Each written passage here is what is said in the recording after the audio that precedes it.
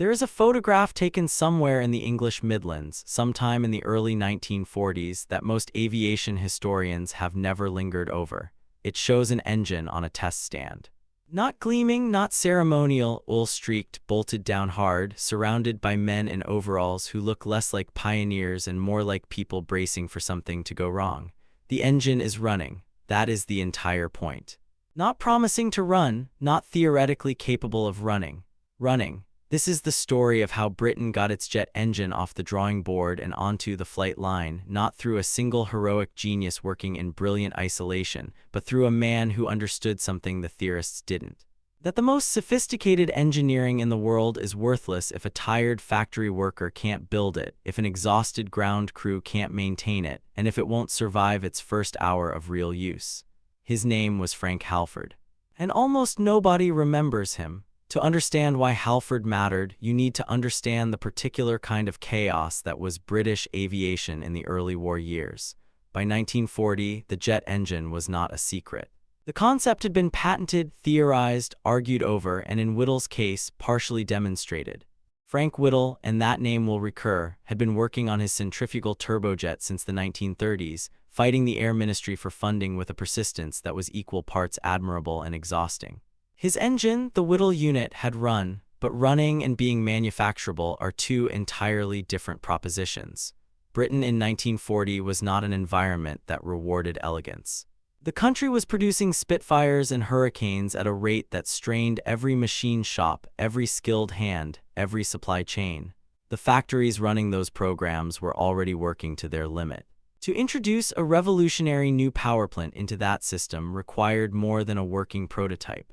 It required a design that could be handed to men under pressure, built with materials that were actually available, assembled with tolerances that exhausted inspectors could actually verify. That was the problem Halford chose to solve, not the problem of whether a jet engine could exist, the problem of whether it could exist here now under these conditions. Frank Halford was not, by temperament, a dreamer. He was a development engineer in the most literal sense, someone who took mechanisms that worked in principle and made them work in practice. His background was in piston engines, where he had built a reputation for producing designs that were reliable, producible, and honest. He didn't overclaim, he didn't under-engineer. When the de Havilland Aircraft Company brought him in to lead their jet engine effort, he brought exactly that disposition with him. The engine he was tasked with building would become the Goblin. Getting there would take everything he had. The first challenge was materials. A jet engine runs at temperatures that would destroy conventional piston engine components within minutes. The turbine blades, the spinning elements that extract energy from the exhaust gases, are exposed to conditions that sit at the edge of what metallurgy could actually provide in wartime Britain. Halford's team had to work with nickel alloys that were available, not ideal. They had to design cooling arrangements that compensated for material limitations rather than assuming materials would improve. What this meant in practice was iteration, constant, grinding, occasionally demoralizing iteration. A blade that lasted 50 hours on the test stand was not good enough. One that lasted 200 was getting there. The ones that failed sometimes failed catastrophically, and catastrophic failure on a test stand is a particular kind of educational experience. The second challenge was flame stability. In a jet engine, the combustion chamber has to sustain a continuous flame across an enormous range of operating conditions, from ground idle to full military thrust, from sea-level air pressure to the thin atmosphere at altitude. Getting that flame to hold required combustion chamber geometry that Halford's team had to develop largely through trial and consequence. There were no textbooks for this. There were, in the academic sense, almost no experts. There were engineers who had thought about it and engineers who had tested it, and the gap between those two groups was measurable in months and occasionally in fires. Incidentally, the number of combustion chamber designs that Halford's team evaluated before settling on a configuration that worked consistently would surprise most people who assume British engineering of the period moved in straight lines. It did not. What Halford understood, and this is where his practical instinct separated him from some of his contemporaries, was that a combustion system that worked beautifully in one narrow set of conditions was a trap. The military needed an engine that a pilot could throttle suddenly without the flame extinguishing, that a ground crew could restart in cold conditions, that would not behave differently on a damp English morning than on a summer afternoon. Reliability across conditions was not a luxury, it was the specification. By late 1941, the Goblin was beginning to look like something that might actually work. The test runs were not triumphant. They were loud, they were violent, they threw things occasionally, and they had a particular quality of contained emergency that everyone present became grimly accustomed to. But they kept running longer. The data was improving. And Halford, here is a detail that doesn't appear in the famous accounts, spent time on the factory floor asking the men who would eventually build these engines in quantity what was difficult to machine, what was difficult to inspect, and what was difficult to assemble in the correct sequence. He then went back and changed the design. That last sentence deserves to sit for a moment. He changed the design, not insisted the factories adapt, not assumed that production engineering would solve problems he hadn't addressed. He changed the design. It is a small thing to say and an enormous thing to do because every change has consequences for weight, for airflow, for the relationship between components. Halford's team had to verify that each manufacturability improvement didn't introduce a performance penalty. Most of the time, they managed it. Occasionally, they had to trade something. They made the trade consciously, knowing what they were giving up and why. If you've spent any time thinking about why some engineering programs succeed and others produce magnificent prototypes that never reach service, and the history of aviation is full of both, something about this approach probably resonates. What factors do you think most often kill promising aircraft programs before they reach the front line? The comments on this video will likely surface answers that would have been recognizable to Halford's team. The de Havilland Vampire was the aircraft the Goblin was designed to power, and it represents one of the more elegant solutions to a difficult problem. The twin-boom configuration, that distinctive forked tail, was not aesthetic whimsy. It was a consequence of jet engineering reality. A jet exhaust is hot and fast, and the pipe carrying it from engine to nozzle needs to be as short as possible. The Vampire's layout put the engine in a central nacelle and the tail surfaces on separate booms, eliminating the need for a long exhaust duct. Halford hadn't designed the airframe, that was de Havilland's team, but the engine and the aircraft had grown up together, each influencing the other. That integration showed. The Vampire first flew in September 1943.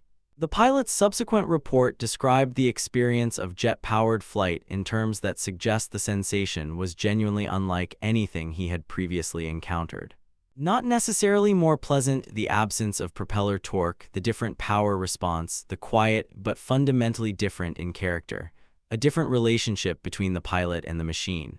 And here is where the story becomes complicated by politics, credit, and the particular British tendency to organize achievement into a hierarchy that doesn't always reflect who actually did what. Whittle's engine, the one developed through Power Jets, the company he had founded with extraordinary personal effort, had priority in the public narrative. His story was more dramatic, his personality more forceful, his struggle against institutional indifference more photogenic. The history books would make him the father of the British jet engine, which is not entirely unfair. His theoretical and developmental work had established that the thing could be done.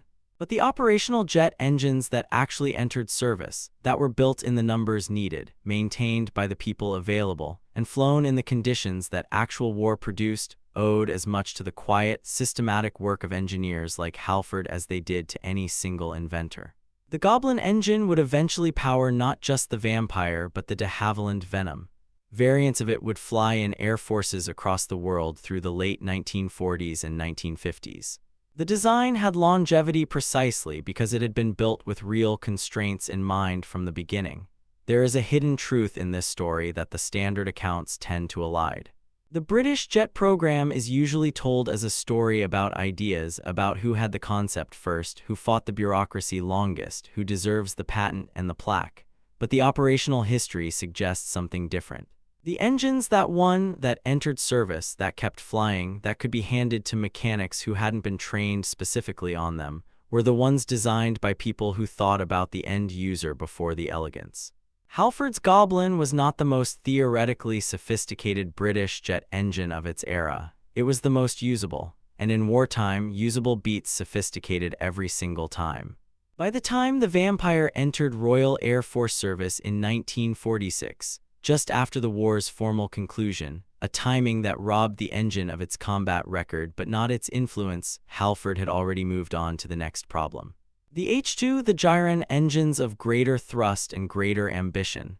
He worked until 1955 when he died of a heart attack, still active, still iterating. There was no state funeral. There was no monument. There was a brief acknowledgement in the aviation press, and then the industry moved on to the next generation of problems. What Halford left behind was not a legend. It was something more durable, a lineage of practical engineering philosophy that shaped how British aero-engine design approached the gap between prototype and production for a generation. The engineers who worked under him carried the habit of asking the manufacturability question before the elegance question, and that habit propagated forward into programs Halford never lived to see. The photograph on the test stand captures something that aviation museums typically don't display, not the prototype, not the first flight, not the moment of invention, but the moment of confirmation, the engine running.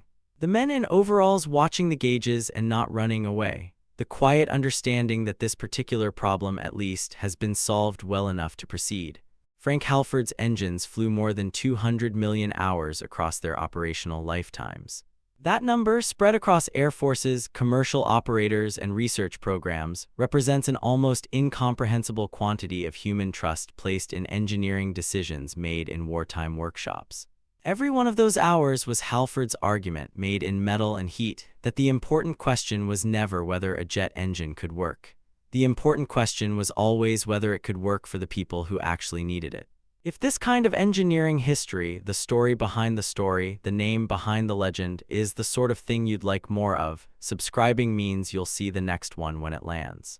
There's another account in this series that follows a similar thread, a technical achievement that was overshadowed by a more famous program and whose real influence only became visible decades later.